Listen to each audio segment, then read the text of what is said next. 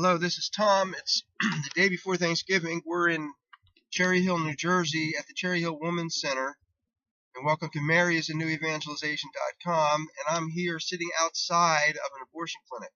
And I'm sitting with George Crail, who has been a longtime activist here at the abortion facility. Good morning, George. How you doing today? Good. I'm blessed to suffer a little bit with you, Tom, to be out here in the cold rain. And that's what we're told to pick up our cross daily. So I believe in partying with Jesus and celebrating Jesus. Of course, not with drugs and alcohol, but just the joy of the Lord. But also we have to pick up the cross as Jesus suffered for us. So are they doing up to 50 a day here?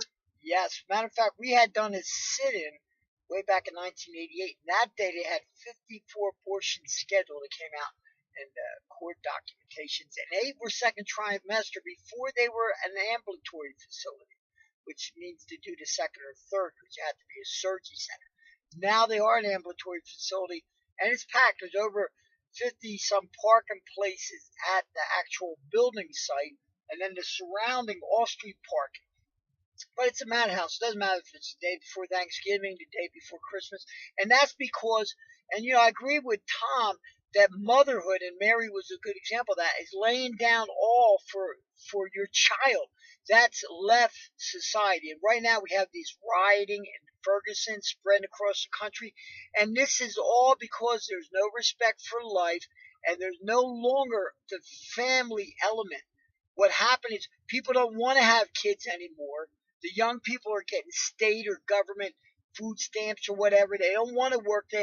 When I grew up, my father showed me that the family is everything. We didn't have the newest car, or our house wasn't the nicest. We didn't have nice clothes, but I come from 9 kids, and my dad let me understand at an early age that your family is what it's all about. And now America has thrown this off, and especially is guilty of the Protestant church with the birth control pill, the mother of abortion, that they talk about having planned families with only a few kids. And this is all overflowing where society now, nobody wants family. So now we're digressing to gangs and clubs, Muslim brotherhood. That's the ideal, where it's no longer mom and dad and a loving family with a bunch of kids. So you're saying that someone named Betty comes and she has buckets? Yeah, we're waiting. The abortionist is parked right here, and he just came in, and there's another deaf nurse that we call Bucket Betty, because she brings a cart with a large trash can in it, a medical trash can, and also an igloo cooler, and she comes not every day, but usually the day after a killing, so that she could take the little children with her. So there goes a couple people there, right there, going to get an abortion. So how many days a week are they doing 50 abortions? I would put it in an average of at least 40. The parking lot's packed. It's a fine oil machine. How many days a week are they open? 5 days. They're 5 days a Sunday week, and Monday. 40 abortions. So that's 200. About 10,000 a year, 10 to 15,000 a year, a $250,000 since I've been coming out. We're going to see 10,000 babies every year are killed at Cherry Hill Women's Center. At least. That's 10,000. 10,000. And they do 5, 6, and I talked to the death nurses. They even do them 8 months. It's legal to all 9 months, and the Christians don't want to look at the horror that's going on. And I tell the Christian, this is your Holocaust. It's not. I might have the passion to try to tell other people, but everybody who lives in America needs to just look in the yellow pages, and you'll find where these killing centers are.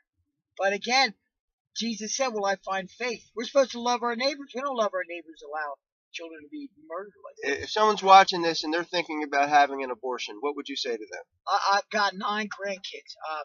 My oldest son, we almost aborted him, and I'm so glad we did. And we did have an abortion between my son and my daughter. How I regret that. Got 9 grandkids now. Man, it's all about children. It's all you can't get the joy that a child can give you. And God, as we say out here, we tell them, God will help you if you do what's right. God will bless you if you do what's right. But you'll be cursing. The blood of your own child will cry out against you. So if someone's like, well, my life is so messed up right now, the thought of even bringing a child Right. into this situation when I can't even think straight. I can't even take care of myself. Why would I want to bring a child Right. into my life right now? Yeah. Satan has a whole list of lies. Look at reality. Our grandparents went through depression, had big families, had stories like the Waltons. As corny as that might sound, but God will provide. The lie that Satan hits the young people with: when you're young, nobody has money. When you get older, you get established in that. So it's not money. The money can't buy that child. You can't, and it'll never leave you. The torment of that you killed your child. Now you repent, and you have had abortion. You repent, turn to Jesus Christ, as I have. The blood of Jesus cleanses you, forgives you, but you always have an ache in your heart for that child. But you got to trust God. Trust God, and He'll provide. He really will. All right. Well, thank you, brother. Sure, man. Lord bless you all. Oh, one more thing. I'm sorry. You were run over. Is that correct? Yeah, we got a video of it. About 4 or 5 years ago, outside another abortion mill in South Jersey. The week before, I talked 2 girls out of it. The devil was mad, and he got permission from Jesus to run me over. Believe it or not, that's how it works. But broke my leg in 4 places, broke 4 ribs, just ran right into me purposely, and we caught it on the camera, the security camera, the motion camera, and I got a real nice lawsuit out of it. My leg is real good, and Jesus spoke to me. It was the 3rd time he spoke to me loud, and he told me it was his leg. So he was promoting me to a broken leg. So you Christians out there think it's just a happy clappy and just eating candy all day long, you need to grow up and eat the meat of the word. Did this boy ever admit to why he tried to run you over or why he ran you over? He apologized. We met him in court now through my attorneys. We don't know whether they kept the baby or not. But again, I was honored before Christ. There's 5 different crowns. One of them is martyrdom crown. So to suffer for Christ is no greater joy. Okay, thank you, brother. Sure.